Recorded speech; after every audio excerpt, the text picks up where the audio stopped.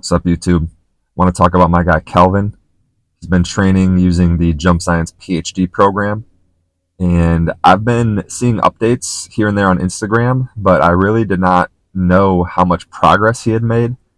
Turns out he's gained 8 inches on his vert in a year, which is awesome. And he's 24 now, so he's not just like going through puberty and developing from that. So these are pretty notable results, I would say. So I've got some clips here of mostly dunks. A couple lifts are in there too. Kelvin dunks on a variety of rim heights between 9 and 10 feet. I think I've seen mostly lower rim stuff from him, and using that low rim is a great way to make your jump sessions more fun rather than just like measuring your vert all the time, right? So I highly recommend that. Then, along with the jump sessions in PhD, you have running, sprinting, plyometrics, and strength training. And those are really the primary methods that are going to enhance your vertical. Then there's also a set of therapeutic exercises that are designed to help you stay healthy. And then you get kind of a guide on flexibility as well. So those are the training elements involved in the process. There's really nothing fancy or flashy. There's not a lot of secret stuff in there. Probably the area in which I've been the most inventive is actually in the therapeutic exercises. So I just want to emphasize there's not a lot of top secret methods. I'm not inventing new stuff for the most part. Good training is just about taking the physical traits that are going to contribute to jumping and just using proven methods to develop those traits over time alongside actually practicing jumping. Okay, that's how you do good training. It's not how you do the most marketable training, but personally, I'm going for results over marketability. Now, to back up those points, here's some comments from Kelvin. So he's gone from touching 10.4 to touching 11 feet.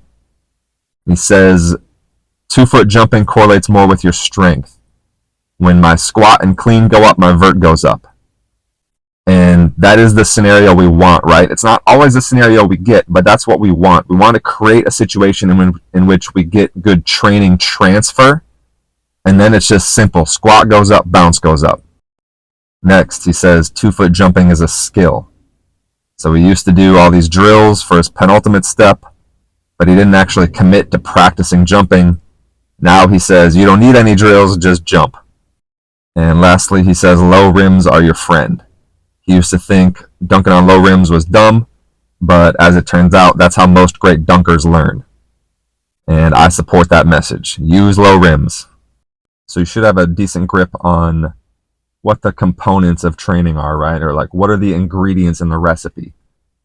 But there's more to it than just that. You know, the secret sauce, so to speak, is really in how much of those ingredients you use and how you sequence them, right? So it is kind of like, you know, cooking or baking a cake, okay? You know, the ingredients for a cake might be like eggs, sugar, flour, milk, maybe water. I'm not actually sure. And then maybe some kind of flavor elements that turn it into, you know, whatever specific type of cake it is. But you know, there's nothing ingenious about eggs or flour or sugar. Okay, but what's going to make the cake good is how much of those things you have, how you prepare them, the sequence that you use, and then, you know, the baking temperature and time, like all that stuff has to be right in order for the end product to be good. And so in the same way, training is not just about taking a bunch of good exercises and just randomly throwing them together. It's about the big picture. And that's why it is important to have a plan to follow as opposed to just knowing a bunch of exercises, right? Now, looking at PhD, let me give you some of the secret sauce, right? There is a period of training all these elements, but in particular, you are trying to develop strength, okay, maximum strength relative to body weight. And then there's a period of backing off of that, not really strength training much at all, but trying to maximize your explosive and elastic abilities. Okay, so there's this cyclical nature to the program. So Kelvin has gone through this whole cyclical process 3 times in the past year to get those results. So it's a great testament to patience and consistency and not program hopping, right? But just trusting the process and not wavering. So big shout out to Kelvin, and it's a good lesson for all of us, really. I think a lot of people, if they did a 16-week training program and they gained, let's say, 2 or 3 inches on their vert, they might be disappointed because it's not one of those dramatic testimonials that they saw on the website, right?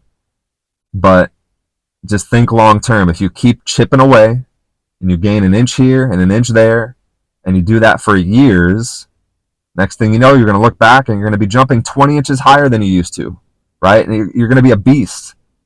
So you just have to play that long game. So I hope this helps encourage people and understand what a good, realistic training process looks like.